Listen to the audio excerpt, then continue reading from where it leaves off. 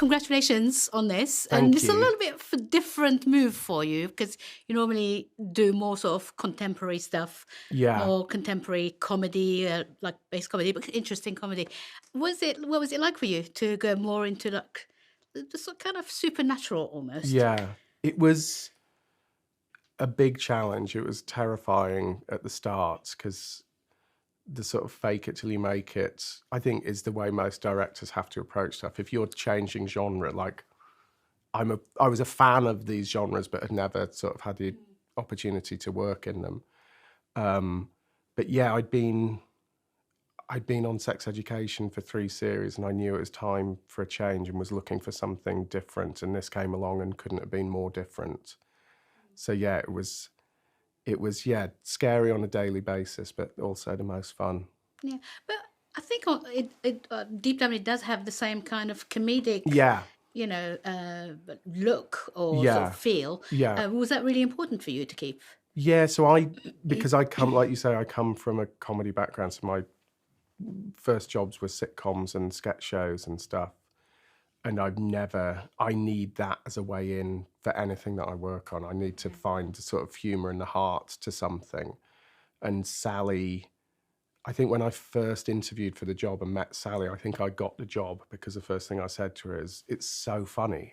And she said, "It is, isn't it?" And I don't think anybody had told her that was the best bit about it. But I think she's a very funny writer, but deals with very real and occasionally heavy subjects, so that can sort of get lost in the mix, whereas I was very keen to bring the humour up in the mix. I mean, you mentioned Sally there, and she's usually she mixes sort of gritty northern grittiness, and the next minute she's doing Last Tango in Halifax, which is quite unexpected. Had you been had you known much about her work before working with her? Yeah, I was a big Sally fan, and I think I'd seen everything she'd done, but particularly Happy Valley had really struck a chord with me. And I think your word is exactly right, grittiness.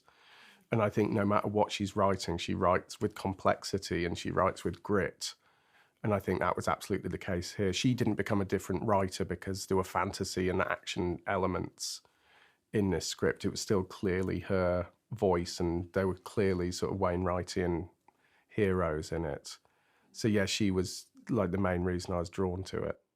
You said earlier that you were a fan of the genre, of the fantasy genre. Yeah. What are some of the titles off the top of your head that this is where I need my list. Well, I think we had lots of comps and we were keen, like definitely guilty of sort of magpieing ideas and stuff from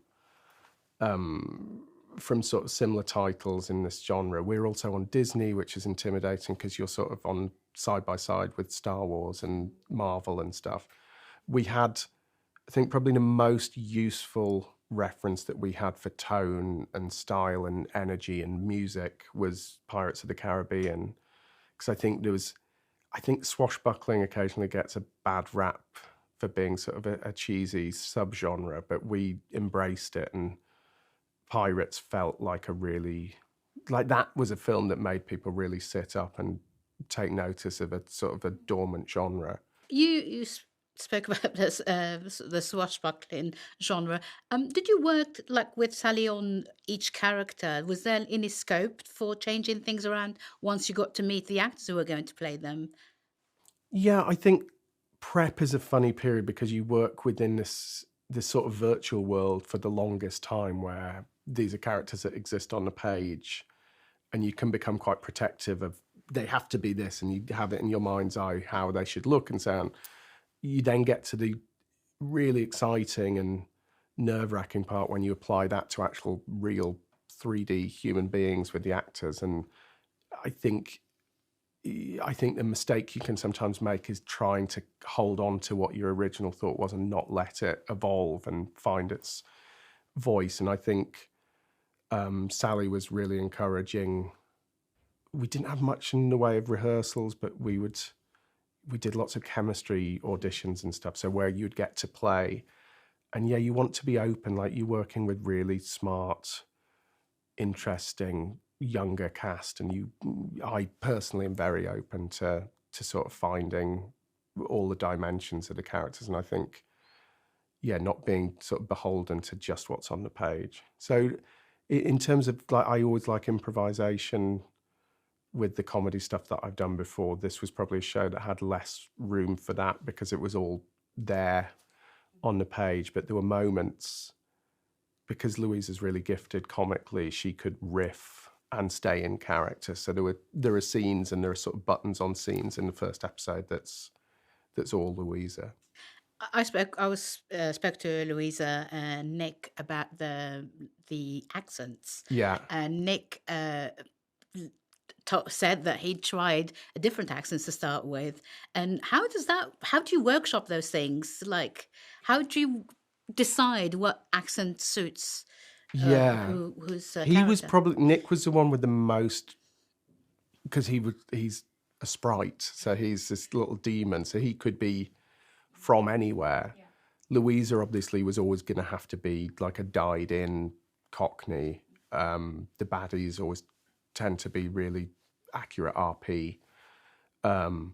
We had a few regional accents here and there, but Nick came in and it was this blank canvas, and he is... I've known Nick for years and years and worked with him before, and I'm a huge fan of his comedy stuff, and he's very adept at... He can take you around the British Isles with the accents that he can do. So he did, when we knew we were casting him, we went to a voiceover studio and just did like a tape of different versions of Billy Blind. I've still got the recording somewhere, and they're amazing. But there was just something, the voice that he ended up with. I'm not sure what he told you. I think he said he said he did Scottish to start with. Yeah. He tried it in Scottish.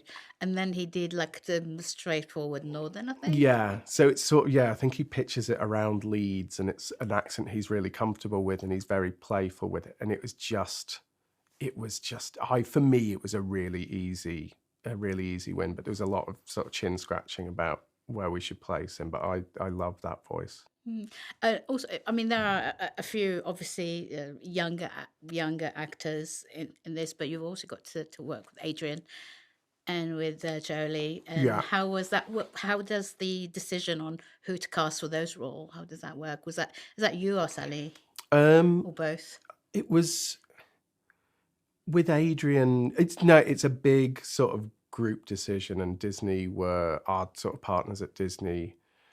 Joanna, who's our sort of main commissioning partner, was as invested as we were. So the difference, I'm sure you know, between auditioning actors and offer-only actors is really distinct, and there's a lot of fun in both of those. But with Poynton, with Adrian, like, you're talking about these names and would they do it and blah, blah, blah. And with Adrian, he was exciting because he has sort of the gravitas of this. He plays status beautifully. So the point with Poynton is that you believe him as a very powerful, very rich man.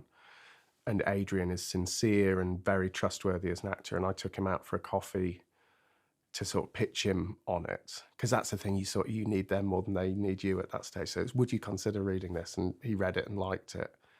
And he said, why me? And I said, because I trust you so much to see you as an untrustworthy baddie, like, and not just a baddie, a real genuine piece of shit, like he's terrifying, is just going to take everybody by surprise. And so he went for it. Jolie was later in the series, and tragically I'm a huge fan of hers, but I didn't get to work with her on this. Okay. What did has it been easy sort of to find yourself wanting to make a second series of this, or has there been any offer of this being renewed for second series? I think it's such a big show. They're not able to, as much as we wanted them to. We just wanted them to like press the button and we could go again. I think because it's a big investment, they're waiting to see how this goes. But I'm desperate to make another one. The scripts are being written, so I've already seen what we're going to do if we get permission to do it, and it's wild. Like, it's sort of bigger and better. Brilliant. Thank you so much. Lovely to meet you again on this. Thank you so much. Ladies and gentlemen, you're watching Hey You Guys! Hey You Guys! Hey, you guys. Hey, that's what they all say. Hey, you guys. Hey!